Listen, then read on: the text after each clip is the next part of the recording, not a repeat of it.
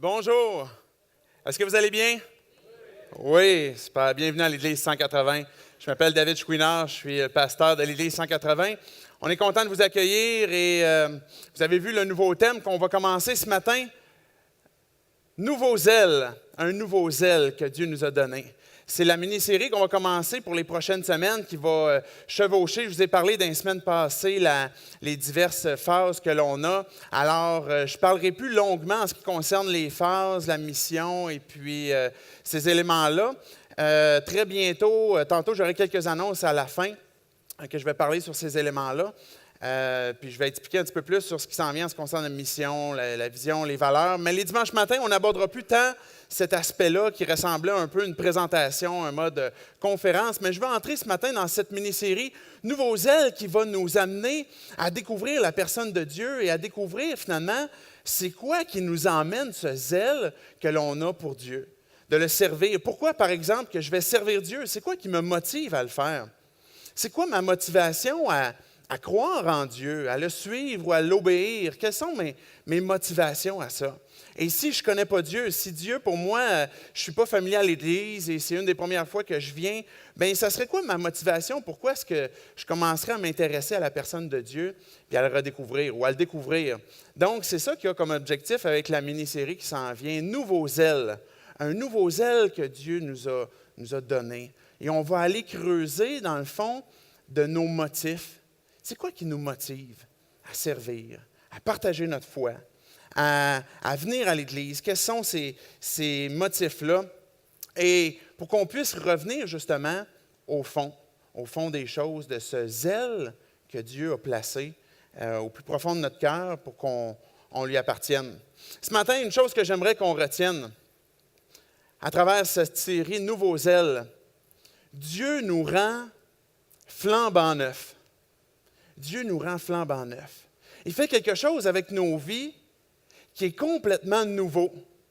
Oui, on a un nouveau zèle, mais tout cela, le point de départ de ça, c'est que Dieu nous rend flambant neufs. Il nous rend complètement nouveaux. Et c'est ce qu'on va voir ce matin, que Dieu est un Père. Dieu est un Père qui a la capacité de nous rendre flambant neufs. Ça peut paraître un peu bizarre dit comme ça, flambant neuf. Qu'est-ce que ça veut dire? Qu'est-ce que ça implique? Comment est-ce que ça, c'est réellement possible que de devenir quelqu'un de flambant neuf quand on est vieux? Et puis, c'est ce qu'on va voir à travers les Écritures ce matin. J'aimerais ça compris. Et après ça, on va regarder particulièrement un verset des Écritures. Dieu, on vient devant toi pour te louer. On regardait cette vidéo tantôt et qui nous rappelle finalement que tu es un père, que tu es un papa. Et on pourrait t'imaginer Dieu souvent comme un père sévère qui cherche finalement toujours la moindre occasion de nous punir, de nous faire du mal. Mais ta parole nous dit, comme on l'a cité dans Éphésiens 2,7, que tu as manifesté ça.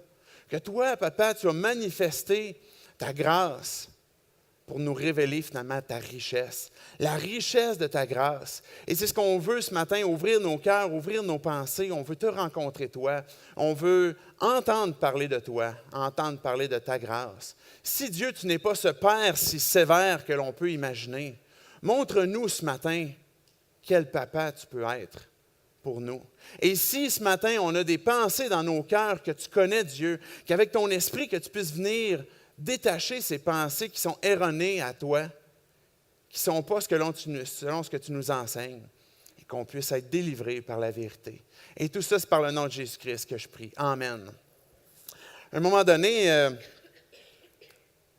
j'étais enfant, je ne me souviens plus quel âge exactement j'avais peut-être 10 ou 11 ans.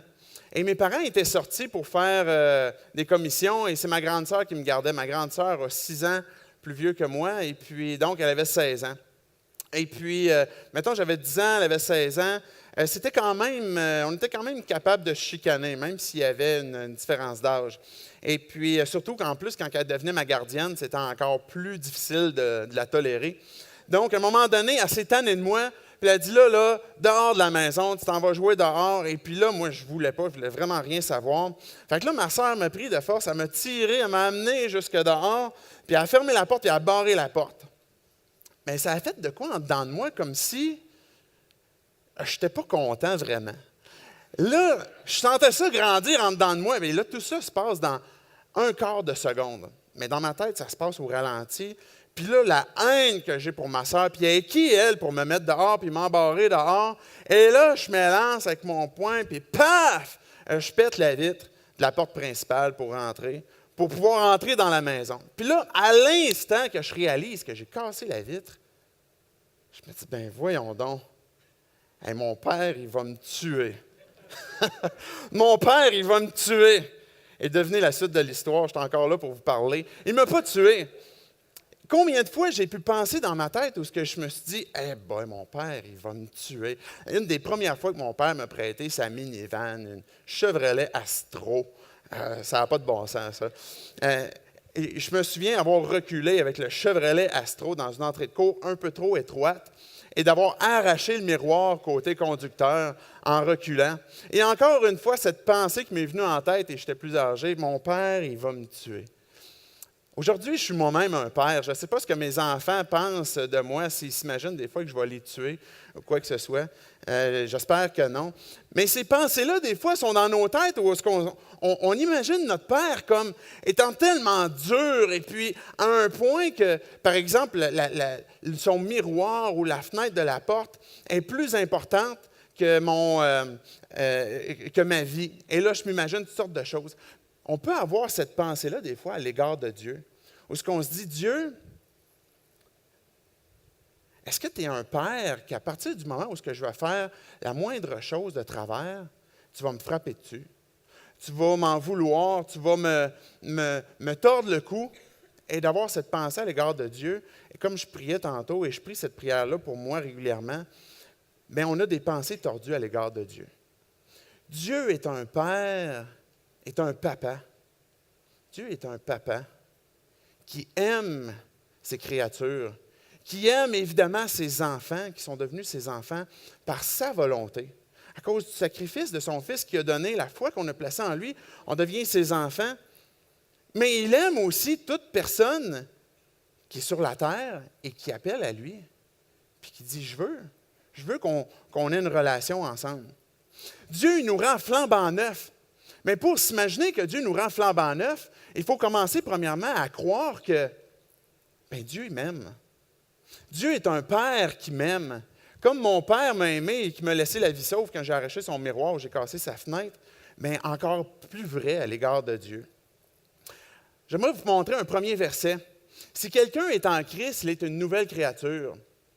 Les choses anciennes sont passées, voici toutes choses sont devenues nouvelles. La première partie de ce verset-là peut vous paraître un peu bizarre, surtout si la première fois vous entendez parler un peu de la Bible.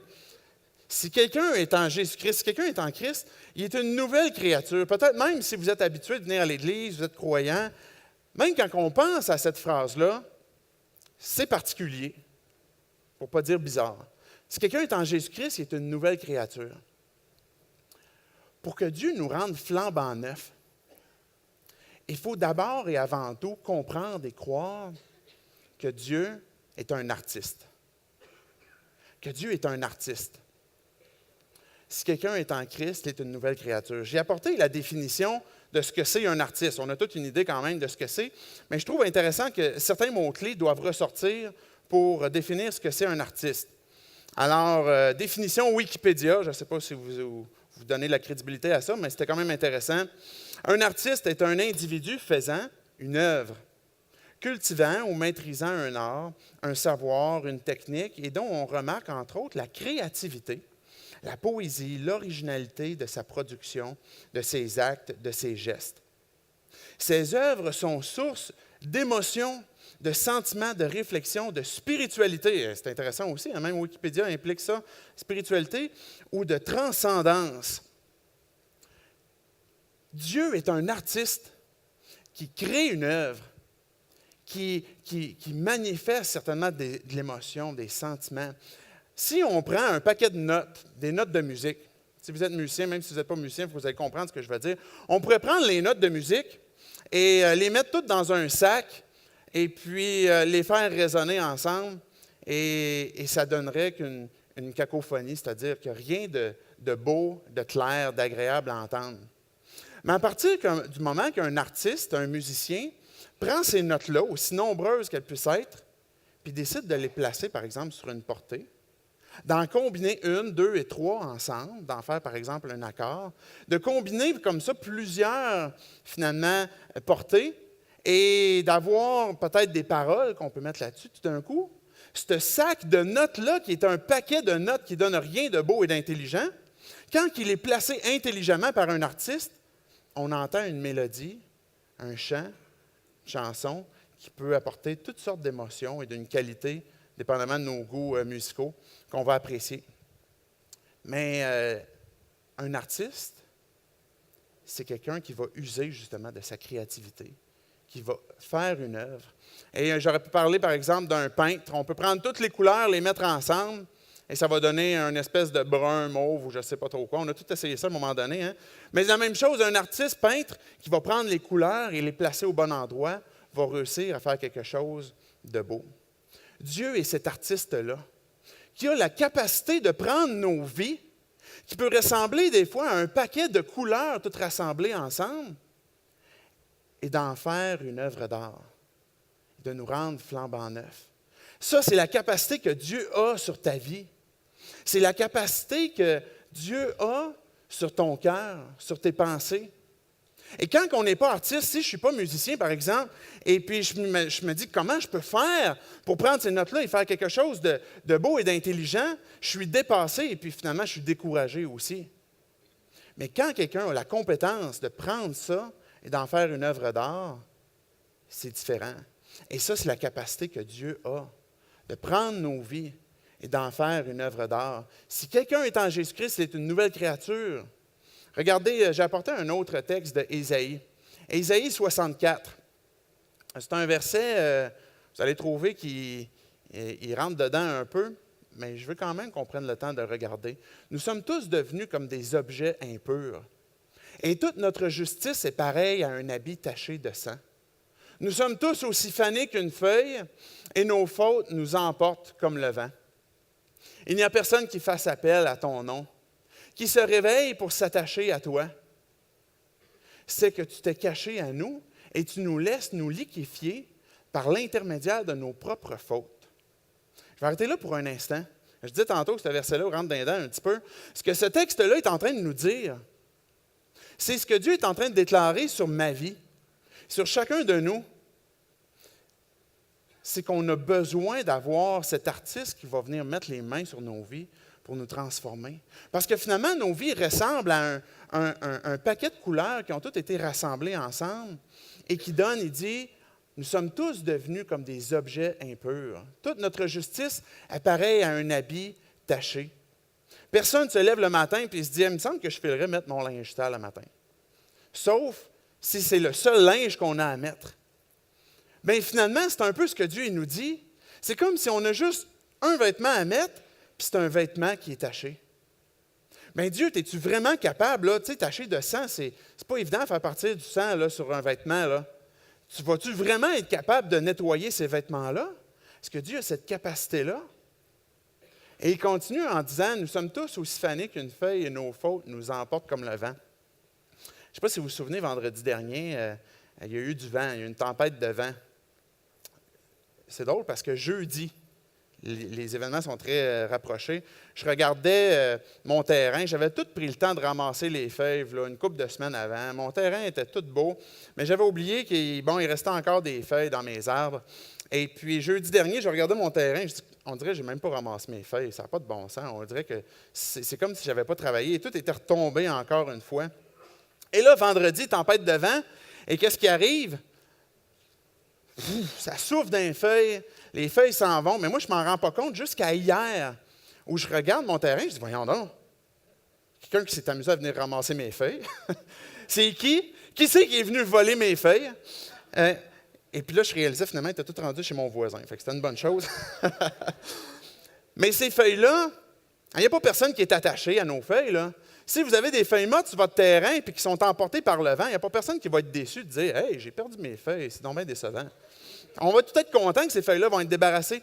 Mais finalement, Dieu est en train de comparer nos vies à des feuilles mortes. Puis c'est pas parce que Dieu est condescendant, c'est pas parce que Dieu ne t'aime pas, c'est pas parce que Dieu dit « Regarde comment est-ce que t'es, là, t'es rien qu'une feuille fanée, puis si le vent peut t'emporter, ben tant mieux. » C'est pas le désir de Dieu, c'est pas le caractère de Dieu, mais il dit « On est comme des feuilles fanées et nos fautes nous emportent comme le vent. » On est pris nous-mêmes dans nos propres fautes, dans notre propre personne.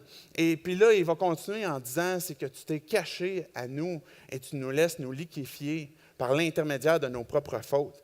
Pourquoi Dieu fait ça? Est-ce que c'est parce que, comme je viens de dire, Dieu prend plaisir à nous regarder et dire, « Eh boy, ils font-tu dur ces gens-là? » Mais Dieu nous emmène à un point à considérer, j'ai besoin d'un artiste dans ma vie. J'ai besoin. Parce que des fois, je fais une petite parenthèse, Dieu soutient tout le monde. Dieu donne la joie à tout le monde, qu'ils soient ses enfants ou non. Dieu est le dispensateur, le Père de lumière de qui descend tout don parfait. Dieu bénit l'humanité. Dieu prend soin de l'humanité.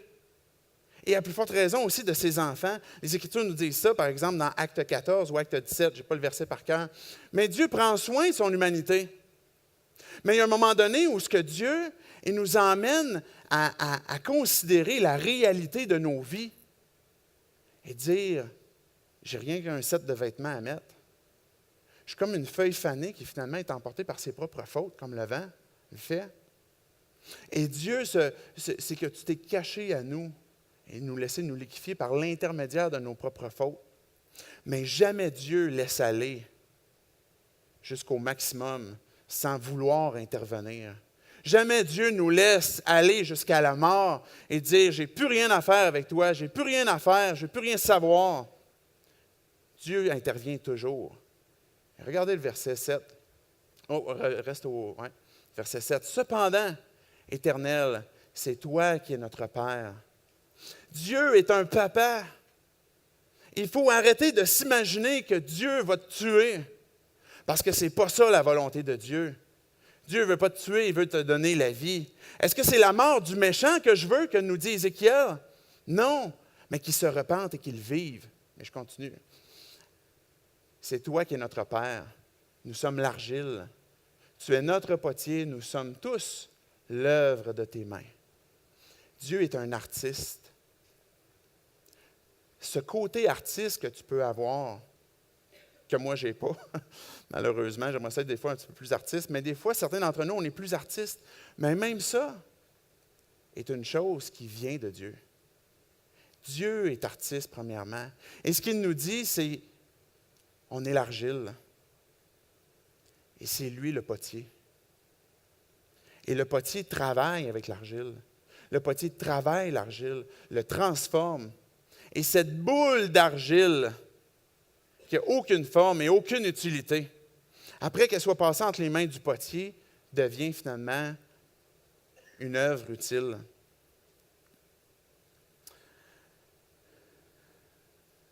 Je n'ai pas cette capacité artistique, par exemple, de peindre. Et si on s'attendait de moi que je sois l'artiste, par exemple, pour créer une œuvre d'art, je serais découragé. Si on s'attend que pour devenir flambant neuf, pour être une nouvelle créature, que ça dépend de moi, on va être découragé. On va trouver l'œuvre trop difficile. Et je dirais même impossible. Impossible. Je ne sais pas si vous croyez au récit de la création. Peut-être que vous êtes familier avec ce récit où Dieu a créé. Et sans vouloir argumenter quoi que ce soit sur le créationnisme ou l'évolutionnisme, une chose que je veux relever du récit de la création, c'est comment Dieu a procédé. Il y a 3 mots qui reviennent régulièrement dans le récit de la création. Dieu dit, Dieu fit et Dieu vit avec ses yeux. Quand que Dieu dit quelque chose, il l'a fait. Dieu a dit que la lumière soit, et il a fait la lumière. Et une fois qu'il l'a dit et que ça a été fait, quand Dieu prend le temps de constater et de porter un verdict sur ce qu'il a créé, voici cela était bon. Voici cela était bon. Dieu dit que les végétaux apparaissent, il les fait et il les regarde, c'est bon. Dieu dit que les poissons de la mer apparaissent, il les fait, il les regarde et dit c'est bon. Et à la fin du récit de la création au complet, quand il a créé aussi l'humanité, Dieu a dit, Dieu a fait, puis Dieu a constaté. Et la constatation à la fin, c'est que tout était très bon. Ça, c'est le côté artiste de Dieu qui peut créer et rendre toute chose parfaite. Si Dieu est un artiste, on va revenir à l'autre phrase, tu peux aller à l'autre slide après. Si quelqu'un est en Jésus-Christ, il est une nouvelle créature. J'ai expliqué cette phrase-là en donnant cette illustration que Dieu est un artiste. Et que quand on est entre les mains de Jésus-Christ, qu'on est son argile, puis qu'on accepte qu'il soit le potier, on est une nouvelle créature. Flambant neuve. Une nouvelle créature flambant neuve. La suite du verset dit « Les choses anciennes sont passées ». J'ai une question pour vous. À partir de quand une chose ancienne est passée? Quand elle est passée? C'est évident, David, là. Pourquoi ce n'est pas évident dans la pratique, des fois, pour nous? Pourquoi ce n'est pas évident dans nos pensées? Les choses anciennes sont passées.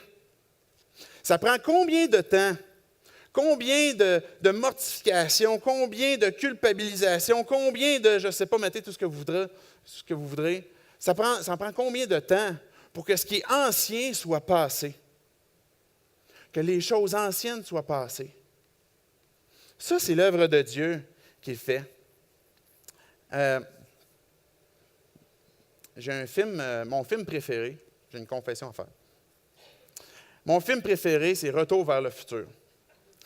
J'ai aimé le 1, le 2 ou le 3, mettez-les dans l'ordre que vous voulez, là, c'est vraiment le 1 particulièrement. Mais Retour vers le futur, j'ai vraiment aimé beaucoup ce film-là et puis je ne me tente pas de le réécouter. À chaque fois, même si je connais toutes les punchs, les répliques, je l'aime encore. Mais ce film-là fait rêver, hein, l'humanité fait rêver. En tout cas, pour moi, il me fait rêver parce qu'on s'imagine tout avoir une DeLorean et puis s'en aller à quelque part, soit dans le passé ou dans le futur. Et là, on s'imagine pendant un temps, « Hey, moi, qu'est-ce que je ferais avec une DeLorean qui voyage dans le temps? Où c'est que j'irais? C'est quoi que j'irais transformer dans le passé ou que j'irais peut-être voir qui s'est produit dans le passé, juste pour l'apprécier? » Mais des fois, ce voyage dans le temps-là, on aimerait pouvoir le faire pour aller changer des circonstances ou aller revivre des circonstances. Des choses qu'on a faites et qu'on se dit, encore aujourd'hui, qu'on se mord les doigts, qu'on se roule en petite boule dans un coin, je ne sais pas comment est-ce que vous vivez ça, mais qu'on culpabilise puis on se dit, si je pouvais avoir une machine à voyager dans le temps, à retourner puis changer ce qui s'est passé, je serais tellement content. Ou aller revivre un événement, justement, heureux, et puis revivre cet événement-là. Mais je pose la question, si cette machine-là n'était pas nécessaire pour changer nos vies,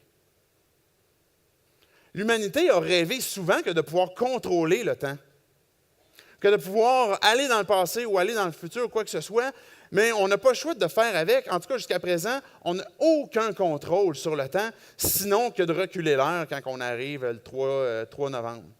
On n'a pas grand-chose qu'on contrôle. Et si cette machine-là n'était pas nécessaire pour changer nos vies, pour transformer nos vies définitivement, Dieu donne une identité flambant neuve. Dieu est un artiste qui nous rend flambant neuf, mais il nous donne une nouvelle identité flambant neuve. On va utiliser souvent, des fois, notre passé. Des fois, il y a des choses qu'on ne contrôle pas, évidemment, l'endroit où on est né, soit dans le pays, soit dans la famille, ou quoi que ce soit avec le sexe avec lequel on est né. Mais il y a des choses dans le passé qui ont cultivé ou alimenté, finalement, notre identité aujourd'hui. Soit les écoles que j'ai fréquentées, soit le travail que j'ai eu, soit les amis que j'ai eus, etc. Les relations, les choses que j'ai eues dans le passé vont déterminer, en quelque sorte, un peu ce que je suis aujourd'hui, mon identité. Et c'est ce que je disais, des fois, on voudrait changer le passé pour, jusqu'à un certain point, être capable de changer ce que je vis aujourd'hui, ce que je suis aujourd'hui. Et on aimerait pouvoir contrôler le futur aussi. On aimerait s'assurer d'une retraite, on aimerait s'assurer d'avoir des enfants, on aimerait s'assurer d'avoir une maison, d'avoir, peu importe ce que ce serait notre rêve, on aimerait pouvoir contrôler le futur aussi. Mais Dieu a ce contrôle-là. Si la machine à voyager dans le temps n'est pas nécessaire, c'est parce que le maître du temps peut transformer nos vies, définitivement. Celui qui est au-dessus du temps, tant sur le passé que le futur, celui qui a un contrôle absolu, qui est souverain sur chacune des secondes qui se produisent, qui se sont passées, qui vont se produire, c'est Dieu. Et Dieu dit, je peux transformer ta vie. Oublie la machine à voyager dans le temps. Parce que même si tu voyageais dans le temps, tu ne finirais pas de voyager dans le temps pour réparer tes gaffes. Puis même en voyageant dans le temps, puis encore on peut se faire référence au film de Retour vers le futur, même en voyageant dans le passé, on crée d'autres gaffes, on ne s'en sort pas. Dieu est le maître du temps. Dieu est celui qui, ceux qui sont en Jésus-Christ, sont une nouvelle créature. Le passé n'a plus d'influence. Le futur est assuré. Et regardez la suite du verset. Les choses anciennes sont passées. Les choses anciennes sont passées. Quand Dieu dit ça, ça veut dire quoi pour lui? Quand Dieu dit que ce qui est passé pour moi, David, comment je devrais le prendre? Comment je devrais l'accepter? Aujourd'hui, dans le présent, Dieu nous a rendu, ou veut te rendre, une créature nouvelle. On n'a pas besoin de former notre identité à partir de notre passé ou de ce qu'on va faire au futur, mais de faire confiance à celui qui est le maître du temps. Je vais faire une citation. Je ne l'ai pas apportée ici, mais je vous demande de bien l'écouter. Ésaïe 43, 18 nous dit « Ne pensez plus aux événements passés et ne considérez plus ce qui est ancien. » C'est Dieu qui nous dit ça. Ésaïe, je vais le répéter, « Ne pensez plus aux événements passés et ne considérez plus ce qui est ancien. » Et voici ce que Dieu va faire dans le futur. Voici ce que je vais faire, une chose nouvelle qui est sur le point d'arriver et qui peut arriver ce matin et qui, s'il est arrivé pour toi parce que tu as placé ta foi en Jésus, parce qu'il t'a sauvé, tu es devenu une nouvelle créature et on doit considérer ces éléments de vérité pour vivre aujourd'hui la vie que Dieu veut que l'on vive. Dieu dit, vous allez la connaître, vous allez reconnaître ce qui va se passer. Je mettrai un chemin dans le désert et des fleuves dans la solitude. Un chemin dans le désert, des fleuves dans la solitude. Une vie sans Dieu peut ressembler à une vie comme un désert ou la solitude. Et Dieu dit, je vais créer quelque chose de nouveau, quelque chose de différent, quelque chose qui va être nouveau à partir du cœur, pas à partir de l'extérieur, mais à partir du cœur. Et c'est ça que je veux faire. C'est là que je veux intervenir. Les choses anciennes sont passées. Je vais faire une autre citation, toujours dans Ésaïe 43. C'est moi qui efface tes transgressions, pour l'amour de moi. Pourquoi Dieu veut pardonner tes péchés? Pourquoi Dieu veut laver ton vêtement? Pourquoi Dieu ne veut plus que tu sois une feuille fanée et emportée? À cause de son nom, parce qu'il est fidèle, parce qu'il est le bon berger, parce qu'il nous aime et il veut nous donner cette vie. Et ça, pour que ça soit possible, pour qu'on puisse devenir flambant neuf, il faut que Dieu pardonne nos péchés. Il faut que ce qui est passé reste passé, puis qu'on marche aujourd'hui avec l'appel que Dieu nous donne. Je ne me souviendrai plus de leurs péchés, ni de leurs iniquités. Hébreux 10, 17. Qu'est-ce que vous faites quand vous avez mal agi? Qu'est-ce que vous faites quand vous dites, il me semble que je l'ai échappé solide, celle-là. J'ai fait du mal, soit à un proche, soit à ma propre vie. Qu'est-ce que vous faites?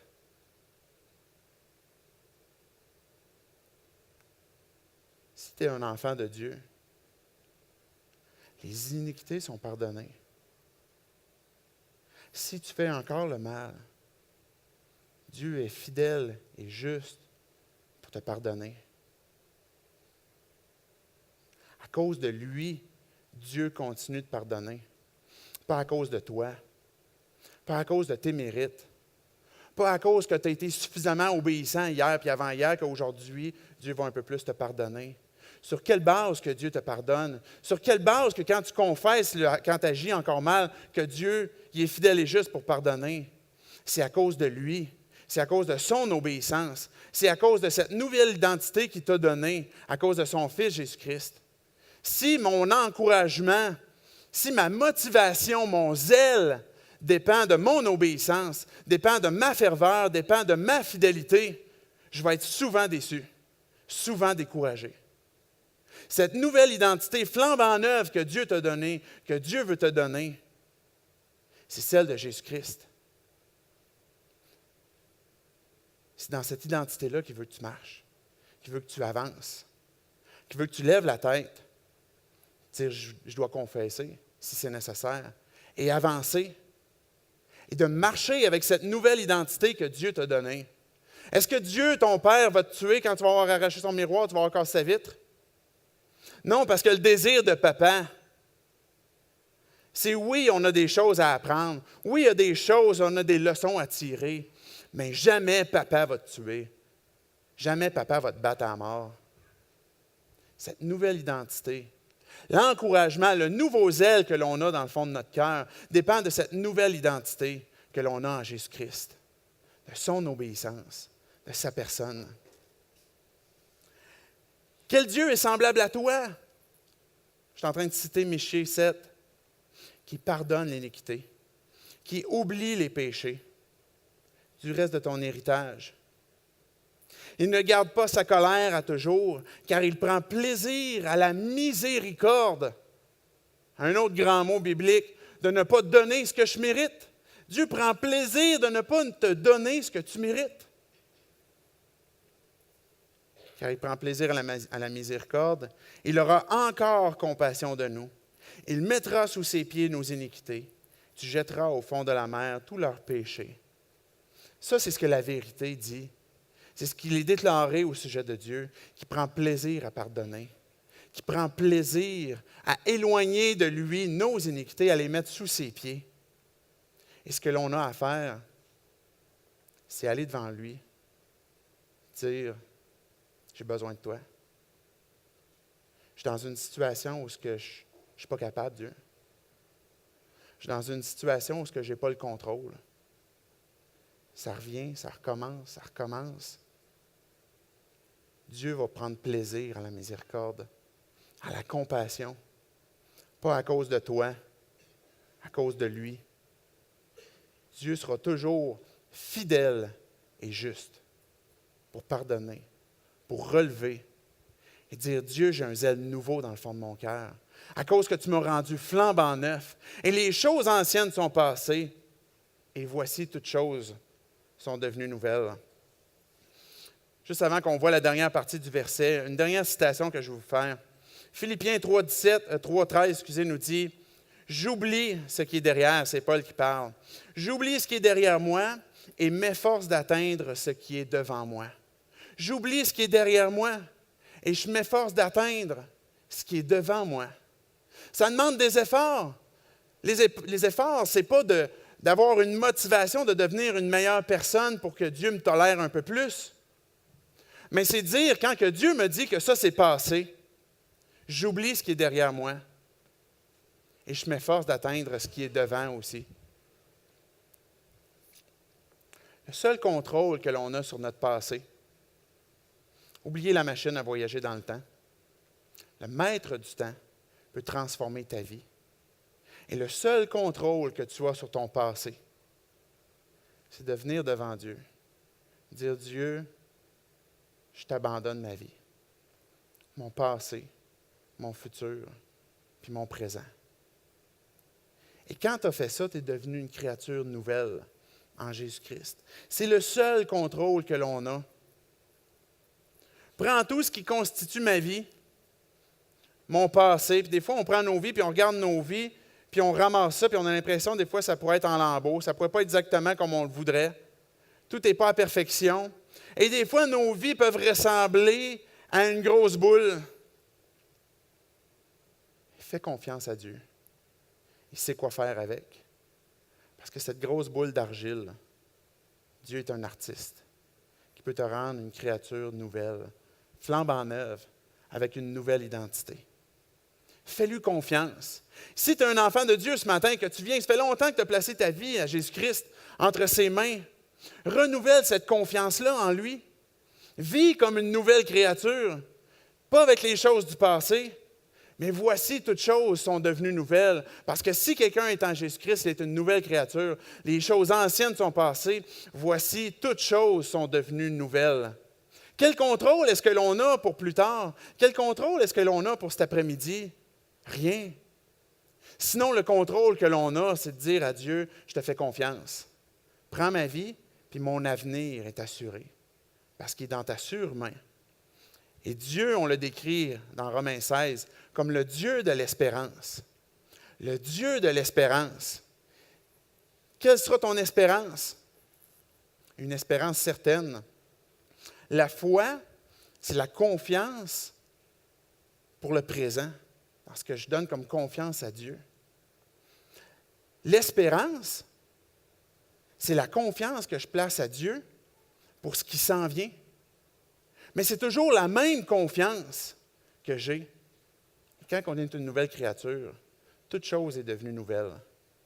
Et j'ai confiance qui contrôle mon présent comme mon futur aussi. Toutes choses sont devenues nouvelles. J'aimerais appeler les musiciens à s'avancer. Qu'on puisse prendre un temps aussi pour célébrer Dieu. Considérer ces vérités qu'il vient de nous dire. Quand on est entre les mains de Dieu, qui prend nos vies, qui peut nous transformer, nous rendre une créature flambant neuve, quel que soit ton passé, qu'il soit beau, qu'il ne soit pas reluisant.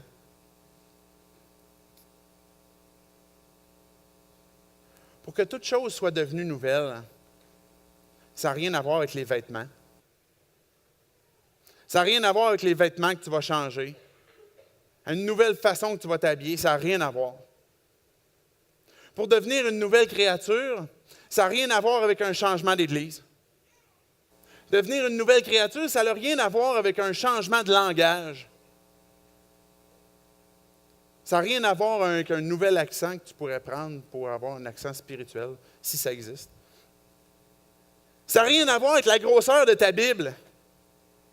Peut-être que tu as une grosse Bible papier, ou peut-être que tu as juste un évangile de Jean. Peut-être que tu n'en as même pas.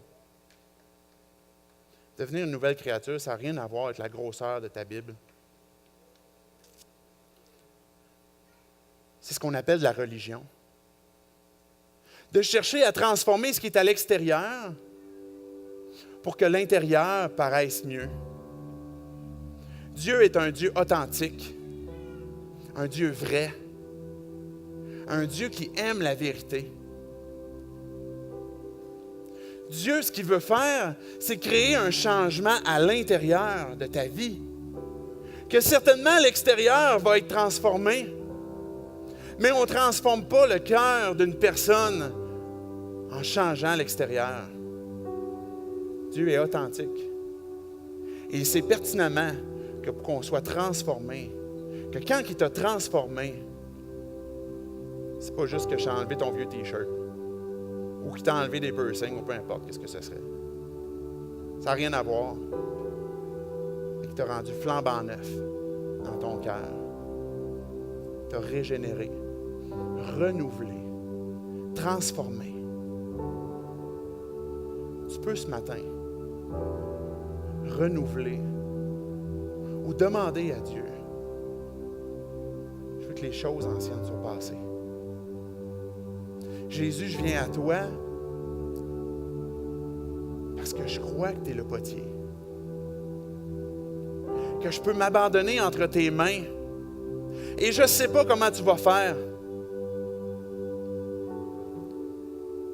Et fais ton œuvre d'artiste. Rends-moi une nouvelle créature, flambant neuve. Une créature flambant neuve. Que toute chose soit devenue nouvelle. Tu peux ce matin dire ça à Dieu. Un serpent, à un moment donné, dans sa vie, va changer de peau, mais il demeure un serpent. Une chenille, à un moment donné, va passer une étape dans sa vie où sa nature va être changée et devenir un papillon. Ce n'est pas seulement de peau que Dieu peut te changer. C'est changer cette nature-là. Que les choses anciennes soient passées, que tu deviennes une créature nouvelle, avec une nouvelle identité en Jésus-Christ.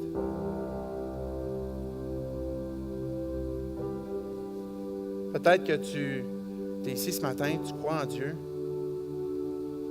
et tu as un point dans ta vie où tu as besoin de refaire le point avec Dieu. Qu'il y a des choses que tu as à dire à Dieu. Dieu, je l'ai échappé. Je vais m'humilier devant toi, puis t'abandonner ma vie. J'ai besoin de ton aide. J'ai ces pensées dans ma tête, dans mon cœur, que je ne mérite pas. Je ne mérite pas que tu prennes soin de moi. Que je suis bien trop loin pour revenir. Fais le point ce matin avec Dieu. Renonce à ce mensonge-là, que tu es trop loin, que tu as trop fait de mal. Qu'est-ce qui, dans ton passé, te retient de vivre aujourd'hui ta nouvelle identité en Jésus-Christ? Qu'est-ce que tu as dans tes pensées qui t'empêche aujourd'hui de saisir la vie que Dieu veut que tu vives? Demande à Dieu de renouveler ça. On l'a lu tantôt. Dieu prend plaisir à pardonner, à la miséricorde, à la compassion. Puis la volonté que Dieu a pour toi, c'est que tu sois sa créature flambant neuve aujourd'hui et encore demain et encore après-demain. Dieu a tellement payé cher pour que tu sois transformé. Dieu a tellement payé cher pour te donner sa nouvelle identité en Jésus-Christ, qui ne va pas abandonner ce qui a commencé en toi, mais qui va le mener à terme. Dieu, il t'appelle. Dieu t'appelle. Jésus avait dit à Pierre, « Paie mes brebis. » Il ne méritait pas, Pierre, de faire ça. Dieu t'appelle. À quoi Dieu t'appelle aujourd'hui? Et qui t'empêche de répondre à son appel parce qu'il y a quelque chose qui le retient. Je vais vous donner l'occasion de répondre, d'adorer Dieu, de louer Dieu, en chantant ses cantiques. Mais avant, je veux qu'on prenne le temps de se placer devant lui, qu'on baisse nos têtes, qu'on ferme nos yeux, et que peu importe ce que l'on a, ce que l'on est, qu'on demande à Dieu encore d'intervenir. Dieu, on te loue, on t'adore, parce que tu es un papa. Te dire que mon père va me tuer est un mensonge, Dieu. Te dire qu'avec la gaffe que j'ai faite, il va me jeter dehors. C'est pas toi. C'est pas le père que tu es. Et Dieu, on ne peut que te dire merci pour cet amour parfait, inconditionnel que tu nous as donné.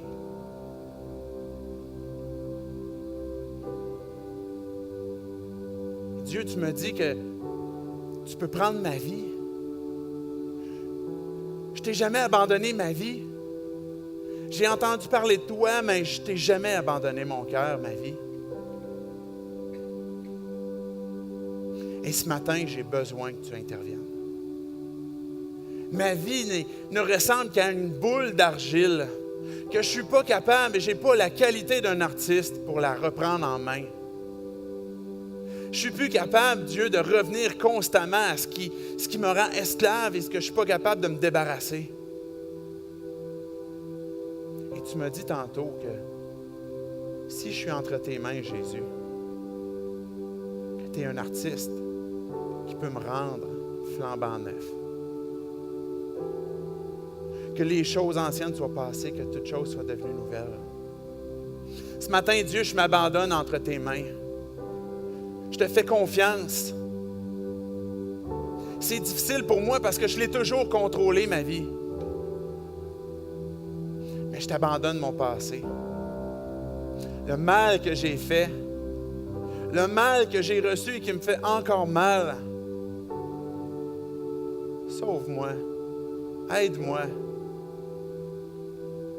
Et dès maintenant, transforme-moi.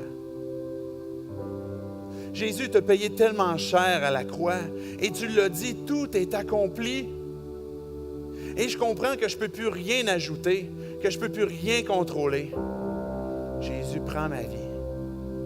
Tu as tout accompli. Donne-moi cette nouvelle identité. Toi qui es le maître du temps.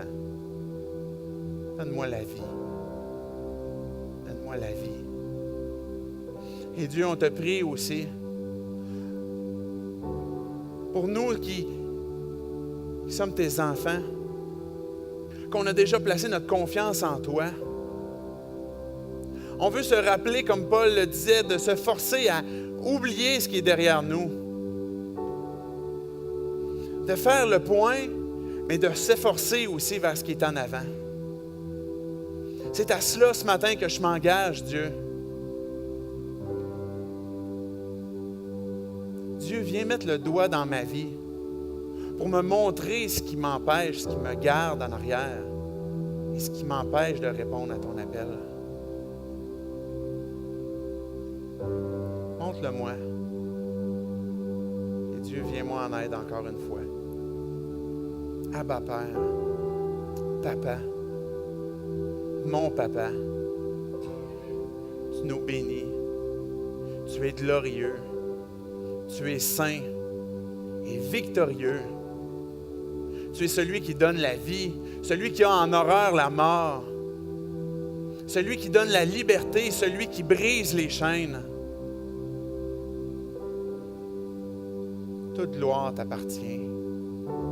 Et ce matin, on te glorifie, on t'exalte, on te loue. Touche nos cœurs, Dieu. Ouvre nos oreilles, nos yeux, et sois glorifié. Par le nom de Jésus-Christ. Amen.